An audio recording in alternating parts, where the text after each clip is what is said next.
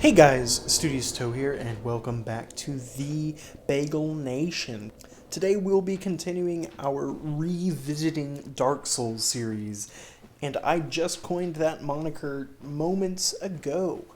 So today we'll be picking right back up where we left off, and in this video we start here in the Darkroot Basin and are going to make it all the way to the Belfry Gargoyles. So as we make our largely uneventful trek to the Undead Parish, I think now is a good time to talk a little bit more about what I want to do with this series. It's going to be most of a playthrough. I'm going to leave in all of the deaths. I'm going to record the whole thing. There will be a fair amount of editing, but the purpose of it, I guess, is to just watch a playthrough and see the entire game and talk about why Dark Souls is such a special game to me.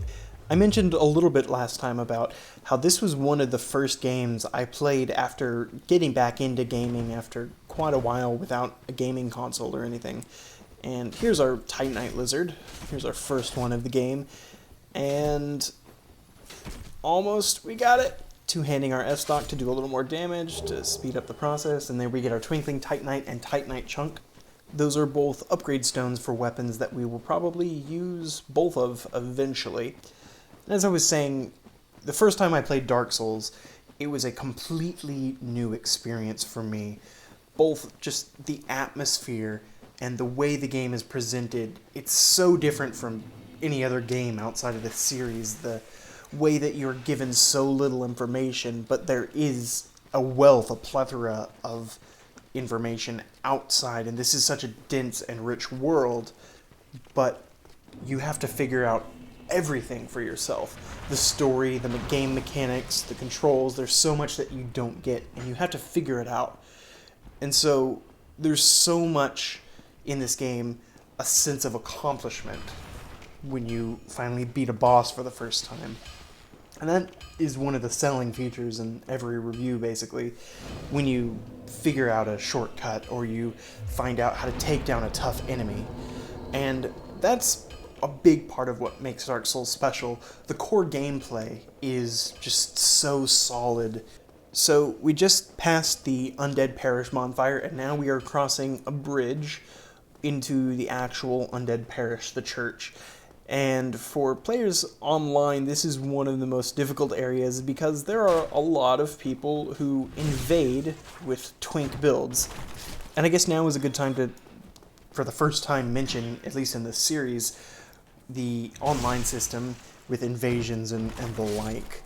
This game has such a cool online system when it works. Obviously, there's a bunch of issues with the netcode that are well documented on YouTube and elsewhere on the internet. But it is really cool. So, as a player, you can invade another person's game. You, through various mechanics, can enter someone else's game and attack them along with the enemies in the world. So, in this area, there are quite a few people who will invade low-level characters. There are a lot of people here who are very low-level, maybe not even having leveled up at all. And people will come here and they will get as much done in the game as they can, and then come invade here, and they will stay a low level and they will just beat up on the little guy, and that's not a lot of fun. And I imagine there are a lot of people who never make it past the church just because of how difficult both the enemies in this area are and stupid people invading them. This guy is a pretty tough enemy. As you can see, I have a little bit of trouble with him, but nothing I can't handle. And you can see my strategy is pretty locked down. Just strafe around him and don't get hit by his mace swings, and then attack when he's vulnerable, like there. So that, in a nutshell, is the entire strategy of Dark Souls, the basic combat mechanic. It's not on your own pace. It is after your enemy is attacked, then is your chance to attack or to heal. And you usually don't have enough time to do two things. So you have to prioritize. Is it more important for me to heal the damage I've taken right now, or can I kill him with one more hit? There's a lot of that kind of decision making in the moment. So here you see I'm looking through my menu and trying to figure out if I can use my bow. Turns out I can't, so I'm going to go through this shortcut for the first time this playthrough. And I'm going to level up and get enough dexterity so that I can use that bow and just take out that mage you saw on the balcony. And we'll just go ahead and watch this full elevator ride.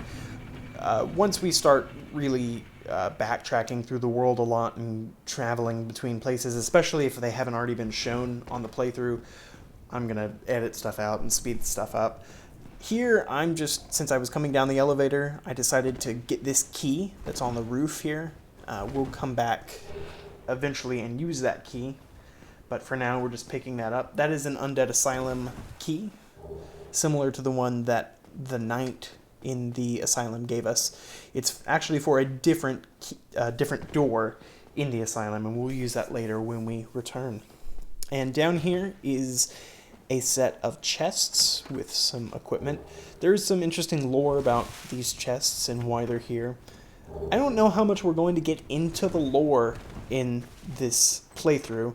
I am far from an expert or even necessarily all that familiar with the lore. I've spent a lot of time watching Vadi's videos and Epic Name Bros videos, just to name a couple of YouTubers who have some really great information on the lore.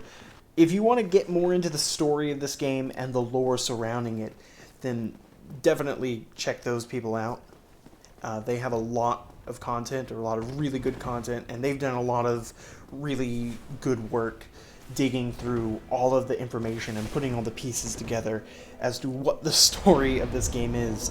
A friend of mine and we used to joke that Dark Souls is a game without a story. And you don't really get the story that much until subsequent playthroughs, and until you start digging around in item descriptions, and you get little bits here and there, and when you talk to NPCs, they give you a little bit more. And so we'll just fast forward since we've already done this elevator ride. And right now we're going to head to the Undead Bearish bonfire, with a few little detours here and there, and going to upgrade our S-Dock to +2. So you can hear the sped up pounding of Andre the Blacksmith. And we're going to buy one Titanite shard. We already had another one, and we're going to use those 2 Titanite shards to upgrade our S-Dock 2 ranks to S-Dock +2. So that's going to give us some better damage for the upcoming boss fight, and just for all the enemies in the area. And I also leveled up there to get enough dex to use my handy dandy bow. And we've already killed these enemies once, but for some reason I decided to kill them again, so we'll just go over that real quick like. And now we got our bow, and we can take on this guy. Now, you see I aim a little up and to the left, and it kind of backfires on me.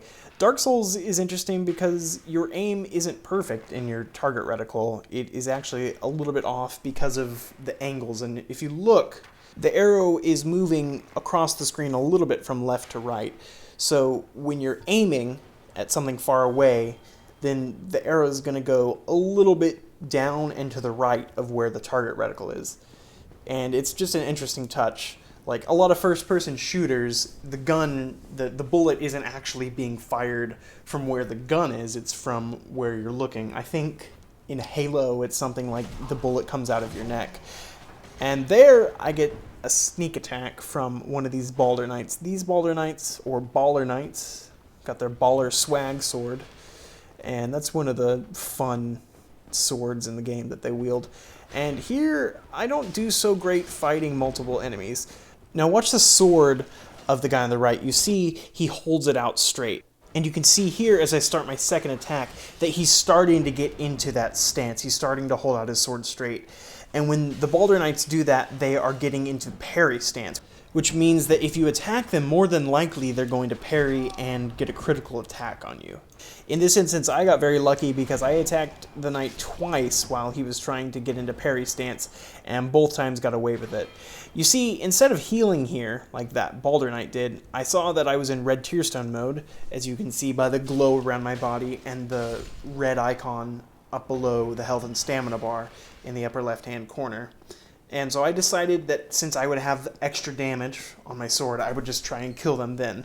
There wasn't too much I was risking. It wasn't like I was super far away from a bonfire from my last checkpoint, so I decided to just go for it, get some extra damage and get some style points. Next up to fight is these hollows here, who are also undead and beginning the process, or well into the process I should say, of hollowing, and we'll get into that a lot as this game goes on, I'm sure. And we'd like to call them Jack Skellingtons, my friends and I who play this game. And so you kind of have to deal with a horde of these guys. For most people, they'll be using a weapon at this point that can kill them like I am in only one hit. So the issue is staying far enough back, and if you have a really long reaching attack, that's really good. That's what this S-Stock is good for. Since it's a really long blade, we can just poke at them and stay back. We could also poke from behind a shield with a rapier, which would be very helpful. And in this case, we got away relatively unscathed. There's one more Balder Knight up here, and a lot of times I like to parry him, but this time I just went at it. And here, I am still getting away with attacking him in parry stance. He got all the way in, and I got very lucky. I think because he had higher ground than me. Sometimes you can get lucky if they're on higher ground, like on these stairs, and they will get a successful parry, but they can't trigger the riposte because you're lower than them. And sometimes you get a little gift that way. In this barrel, there's a corpse leaving behind his humanity, which is quite the lovely sentiment, I suppose. Through this wood fake wall or just breakable door, whatever it is, we find Knight Lordran locked up, and he is ostensibly a villain.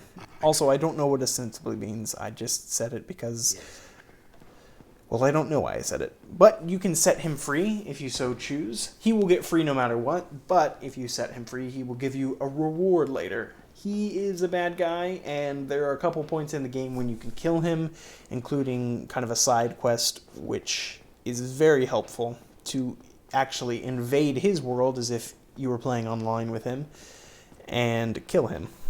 And it's a lot of fun to do. We may or may not do that in this playthrough. We'll see how it goes.